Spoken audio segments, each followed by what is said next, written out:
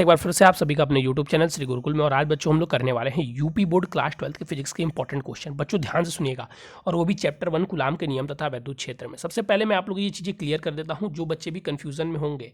देखिए, ये जो क्वेश्चन लाए गए हैं वो कहाँ से लाए गए हैं, तो आपके 10 साल के पेपर पढ़ के लाए गए हैं। 3 आपके जो क्वेश्चन बैंक आते हैं उसको पढ़े गए हैं। आपकी NCERT की बुक पढ़ी गई है, और एक आपकी नूतन प्रकाशन की कुमार मित्तल की बुक पढ़ी गई है। उसको पढ़ने के बाद से ये क्वेश्चन जो आप लोगों को इंपॉर्टेंट प्रोवाइड किए जा रहे हैं वो किए जा रहे हैं। ठीक है, ध्यान से अगर आप इस क्वेश्चन को सुनेंगे तो मैं कह देता हूँ, देखिए जहाँ पे पूरा नहीं आना होता है मैं ये भी बता देता हूँ कि इससे पूरा नहीं आएगा, और जहाँ पे आना होता है वो भी बता देता हूँ। तो एक बात ध्यान रखिएगा कि इस चैप्टर से जितना मैं दे रहा हूँ उतना आप पढ़ लेते हो तो एक भी नंबर का आपका छूटने वाला नहीं है। 100% आप कर पाएंगे, और मात्र इतने क्वेश्चन करने के बाद से आप 6 से 8 नंबर का वेटेज इसका आपको पेपर में दिखेगा। जो भी मैं चीज़ें बता रहा हूँ, जो बच्चे सीरियसली ले रहे होंगे तो अच्छी बात है, जो नहीं ले रहे होंगे बस आप जो नहीं ले रहे होंगे वो भी एक काम करेंगे, एक बार क्वेश्चन को पढ़ लेंगे, इसके उत्तर को नहीं पढ़ेंगे, क्वेश्चन को पढ़ लेंगे। और जब वो पेपर में बैठेंगे तो उनको पता चलेगा कि इस क्वेश्चन का वेटेज कितना है। मैं जो बता रहा हूँ उसके बाहर कुछ आने वाला नहीं है बच्चों। यहाँ पे मैं आपको टाइम पास करने के लिए नहीं आता हूँ, ठीक है। और दूसरी बात बच्चों, मैं आपसे बस इतना कहना चाहूँगा कि मैं इतनी चीज़ें आप लोगों के लिए खरीद रहा हूँ, चाहे वो क्वेश्चन बैंक हो चाहे वो अनसॉल्व हो, तो आपसे इतनी उम्मीद तो कर ही सकता हूँ। आप भी तो इतने, एक इंसानियत का भी फर्ज बनता है आप में और हम में, कि कम से कम कोई व्यक्ति आपके लिए इतना कर रहा है तो आप कम से कम आप चैनल को शेयर कर दें। जैसे आप चाहते हैं कि आपके लोग इंपॉर्टेंट क्वेश्चन लेके आए, हम भी सोचते हैं कोई बच्चे हमारे चैनल को शेयर करें, अपने दोस्तों में चीज़ों को भेजें, वीडियो को लाइक करें, कमेंट करें, तो हमारी भी एक इच्छा होती है। अब आपके ऊपर निर्भर करता है आप करें या ना करें, उसमें कोई आपके ऊपर ज़बरदस्ती नहीं है। लेकिन बच्चों एक इंसानियत का भाव भी अपने अंदर होना चाहिए, एक व्यवहारिक रूप है। चलिए हम लोग बात कर लेते हैं आगे आपके टॉपिक पे। कूलाम का नियम तथा इसके फॉर्मूले पर आधारित प्रश्न। देखिए जो पहला क्वेश्चन है सिंपल सा भाई, चैप्टर है तो इससे क्वेश्चन आ ही सकता है। ये देखिए 2 नंबर में आपके क्वेश्चन आते हैं, कूलाम का नियम पूछा जाता है। अब एक बात भी याद रखेंगे, अब छोटे बच्चे आप लोग नहीं है, मैं हर एक बातों को डीपली नहीं बताऊंगा, लेकिन थोड़ा सा स्टार्टिंग है तो बता देता हूँ। कूलाम के नियम जैसे आपने पेपर में पूछ लिया, तो कूलाम का नियम लिखने के बाद से आप उस फॉर्मूले को भी लिखेंगे, चाहे फॉर्मूला पूछा हो चाहे न पूछा हो।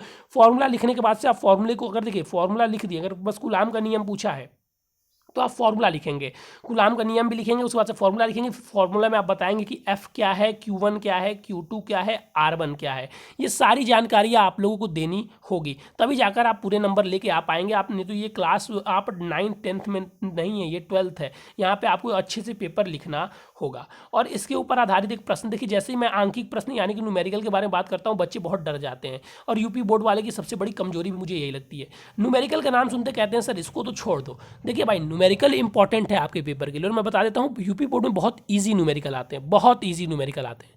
यूपी बोर्ड का ये इतिहास रहा है कि इसके में ईजी न्यूमेरिकल आते हैं। मैं 90% न्यूमेरिकल की बात करूँ तो 90% न्यूमेरिकल आपके ऐसे ही आते हैं जो बच्चे बस फॉर्मूला याद होगा वो कर लेंगे। फॉर्मूले बेस्ड न्यूमेरिकल आते हैं, ठीक है, फॉर्मूले बेस्ड न्यूमेरिकल आते हैं। तो न्यूमेरिकल से कृपया करके मत डरिएगा। न्यूमेरिकल का अगर डर अपने दिमाग में बैठा लेंगे तो फिर आप नहीं कर पाएंगे, और अच्छे खासे न्यूमेरिकल भी रहते हैं। अगर कोई आपसे व्यक्ति ये कह रहा है कि भाई न्यूमेरिकल मत करो, आप अच्छे मार्क्स स्कोर कर सकते हो, आप 50 ला सकते हो, आप 60 ला सकते हो, तो आपको पूरी तरीके से वो मूर्ख बना रहा है। ये 10th नहीं है, 10th में आप 50 नंबर ला सकते हो बिना न्यूमेरिकल के, लेकिन 12th में आप 40 भी लेके आ जाओ तो बहुत बड़ी बात है बिना न्यूमेरिकल के 70 में से।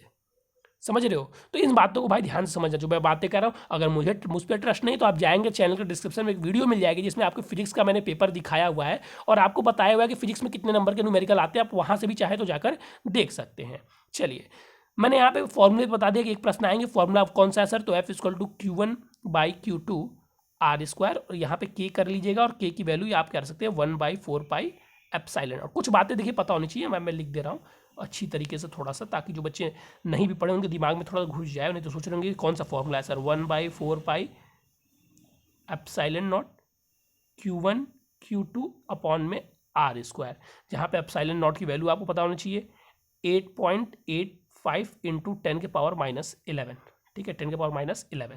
तो छोटी छोटी बातें हैं जो आपको पता होनी चाहिए, तभी आप क्वेश्चन को कर पाएंगे। दूसरी बात बच्चों एक बार ध्यान रखेंगे, इसका आप याद कर लेंगे, क्या इसका आप याद कर लेंगे, देखा वीमा याद कर लीजिएगा। इसका वीमा निकालना तो मुझे लगता है कि आप लोग को आ ही दिया होगा 11th में, क्योंकि वीमा निकालना था, सेकंड चैप्टर ही था। आप लोग को इसका वीमा याद करना होगा। वीमा नहीं याद हो पा रहा है तो वीमा निकालना सीख जाइए। वीमा याद मत करिएगा, याद करते करते थक जाएंगे, वीमा याद नहीं हो पाएगा, ठीक है। मैंने वीमा का एक वीडियो बनाया हुआ है। दूसरा चीज़ ध्यान दीजिएगा, आपको इन सभी के यूनिट यानी कि मात्रक याद करने हैं। मात्रक याद करने की आवश्यकता नहीं, आप निकाल भी सकते हैं, ठीक है। अब कैसे निकालते हैं ये मत कहिएगा, बता दूंगा, अगर देखना चाहते तो बस इसको कंप्लीट कर लूँ, बता दूँ, फिर आपको लास्ट में बीमा निकालना भी थोड़ा सा इस वीडियो में बता दूंगा कैसे निकालते हैं एग्जाम्पल देके। चलिए, आवेश की क्वांटम प्रकृति, छोटी छोटी सी बातें हैं कि आवेश की क्वांटम प्रकृति क्या होती है। सर आवेश को बहुत डिवाइड करेंगे तो एक इलेक्ट्रॉन को पूर्णतः ही विभाजित किया जा सकता है, 1 2 3 4 इलेक्ट्रॉन हो सकते हैं, आधा इलेक्ट्रॉन नहीं हो सकता है, 3.5 इलेक्ट्रॉन नहीं हो सकता है, बस छोटी छोटी बातें हैं। अध्यारोपण का सिद्धांत, सर 4 आवेश एक दूसरे के साथ हैं तो एक आवेश जीतना उससे पहले बल लग रहा होगा, और अधिक भी आवेश आ जाते हैं तो उनके बलों के बीच में कोई भी अंतर पड़ने वाला है नहीं, एक दूसरे के बीच में उनके बल में अंतर होने वाला नहीं है। वैद्युत बल रेखाओं के 4 गुण, वैद्युत बल रेखाओं के 4 गुण 2 नंबर में पूछे गए हैं। तो क्या सर ये, अच्छा देखिए इसमें से एक पॉइंट बहुत जो पूछा जाता है, आप लोग एक पॉइंट पढ़ेंगे कि वैद्युत बल रेखाओं के 4 गुण में जो मैं लिखा हूँ, तो आप लोग यहाँ पे एक बिंदु पढ़ेंगे कि वो एक दूसरे को कभी क्यों नहीं काटती हैं, इसका कारण दीजिए। ये 1 नंबर में पूछा गया है बहुत बार कि 2 वैद्युत बल रेखाएं, चुंबकीय बल रेखाएं कहिए, वैद्युत बल रेखाएं कहिए, वो एक दूसरे को क्यों नहीं काटती हैं। चुंबकीय बल रेखाओं में भी ये क्वेश्चन आता है, अगर आप लोग को ध्यान होगा तो। अब तो सिलेबस खत्म हो गया, आप लोग को ध्यान होना भी चाहिए। तो इसका रीज़न ये है कि अगर वो काट देती हैं तो एक ही बिंदु पर वो 2 दिशाओं को प्रदर्शित करेंगी, जो कि असंभव है। ठीक है, चलिए, और ये ऋणात्मक से निकलती हैं, धनात्मक में प्रवेश करती हैं, सारी छोटी छोटी जो बातें हैं आप लोग को आनी चाहिए। ठीक है, ये सीधी रेखा में चलती हैं, वक्र नहीं बनाती है, जबकि चुंबकीय रेखाएं वक्र बनाती हैं, नॉर्थ से निकलती है साउथ में जाती है, छोटी छोटी बातें याद होनी चाहिए। वैद्युत क्षेत्र की तीव्रता, सर जी बस F/E कर दीजिए ना, हो गया वैद्युत क्षेत्र की तीव्रता। देखिए मैं आपसे रियलिटी बता रहा हूँ, जो मैं भी ये क्वेश्चन दिया हुआ हूँ, तो ये क्वेश्चन पूछे भी जाते हैं, तो बहुत कभी कभी पूछे जाते हैं, और वो भी 1 2 नंबर में पूछे जाते हैं, सॉरी 4 नंबर मैंने लिख दिया, 1 2 नंबर में पूछे जाते हैं। कितने नंबर में पूछे जाते हैं? 1 या 2 नंबर में पूछे जाते हैं, क्योंकि ये छोटे छोटे प्रश्न है ना, ये कॉन्सेप्चुअल क्वेश्चन है। ठीक है, 1 2 नंबर में। अब देखिए यहाँ से चीज़ें स्टार्ट हुई, ध्यान रखिएगा, इसको बहुत बेहतरीन तरीके से करिएगा। जो बच्चे नहीं करेंगे वो बेहद मूर्ख होंगे। कूलाम के नियम बहुत ईजी चीज़ है, पहला ही चैप्टर का नाम से ही संबंधित, और उसके फॉर्मूला जान लीजिएगा अच्छी तरीके से। ये छोटी छोटी बातें हैं, ये तो आपको पढ़ने की जरूरत नहीं है, आपको यहीं पे समझ गए होंगे। जो बच्चे थोड़ा सा पढ़े होंगे तो कहेंगे सर जी ये तो मजाक है। वैद्युत द्विध्रुव और द्विध्रुव आघूर्ण, देखिए वैद्युत द्विध्रुव और द्विध्रुव आघूर्ण ध्यान से समझिएगा। जो वैद्युत द्विध्रुव की बात हो रही है और वैद्युत द्विध्रुव आघूर्ण, देखिए अगर प्रश्न इससे नहीं आता है 2 नंबर का, अगर 2 नंबर का प्रश्न इससे निकल के नहीं आता है कूलाम के नियम से, तो निश्चित है कि वैद्युत द्विध्रुव आघूर्ण से निकल के आ जाएगा। ठीक है, तो आपको पता होना चाहिए कि वैद्युत द्विध्रुव क्या है और वैद्युत द्विध्रुव आघूर्ण क्या है। ठीक है, ये इसमें एक रत्ती भर भी आपको कंफ्यूजन नहीं होना चाहिए। आगे बढ़िए, अब देखिए इस दोनों से एक लॉन्ग क्वेश्चन लिख के रखिएगा 4 नंबर में, कॉपी में लिख लीजिए अपने कि सर बता रहे हैं कि इन दोनों से एक 4 नंबर में आपका डिराइवेशन यानी कि निगमन आएगा। 4 नंबर एकदम लिख लीजिएगा 100%। 4 नंबर का एक निगमन निकल के आने वाला है आपके पेपर में।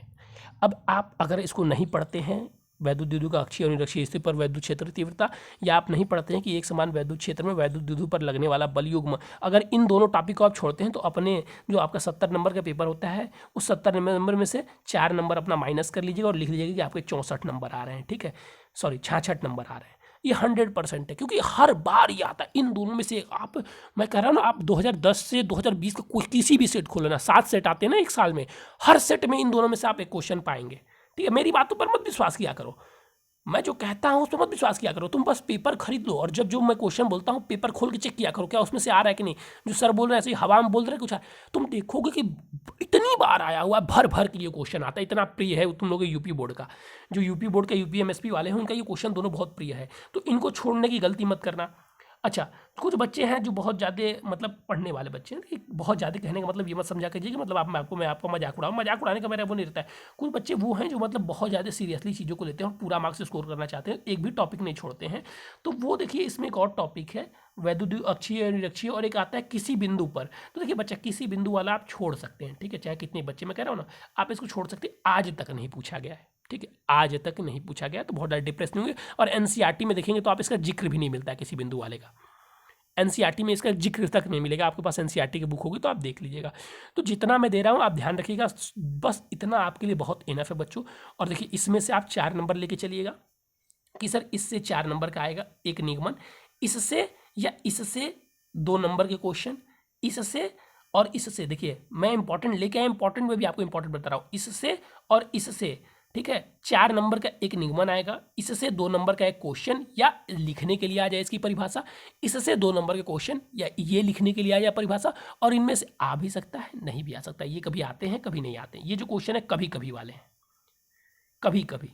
ठीक है, लेकिन मुझे चैप्टर में भाई कभी कभी छोटी छोटी सी बातें थी, इनको भी ध्यान रखना। लेकिन ये 4 क्वेश्चन तो एकदम लिख लो, एकदम मतलब एकदम रट के जाना, ठीक है, एकदम लिख के बच्चा ट्राई कर लो, एकदम गारंटी कर रहा हूँ। अगर इतना अगर आप कर लेते हैं तो आप अपना समझ लीजिए 6 नंबर पेपर में आप सिक्योर कर लिए। अब आपको सिर्फ 64 नंबर की लड़ाई लड़नी है। 6 नंबर आपका आ गया, अब 64 नंबर की आपको लड़ाई लड़नी है। तो ऐसे ही डेली हम आपका नंबर कम करवाते जाएंगे, फिर आप 64 नंबर से एक दिन आप 0 नंबर की लड़ाई लड़ रहे होंगे, आप 70 में 70 लेके आ रहे होंगे, ठीक है, आप 70 में 70 लेके आ रहे होंगे। तो चलिए बच्चों, आज के लिए था बस इतना ही। मैं आपसे उम्मीद करता हूँ कि आप लोग जरूर से चैनल को जरूर शेयर करेंगे अपने दोस्तों में। प्लीज़ अपने दोस्तों में शेयर कीजिए। आप लोग अगर दोस्तों में अपने शेयर करते हैं तो आपके जो और भी डाउट है मैं उनको भी क्लियर करूंगा, और भी मेहनत करूंगा आप लोगों के लिए, और भी अच्छे अच्छे क्वेश्चन को ढूंढ के लाऊंगा। थैंक यू बच्चों, हैव अ नाइस डे। फिर मिलेंगे नए और इंपॉर्टेंट टॉपिक के साथ।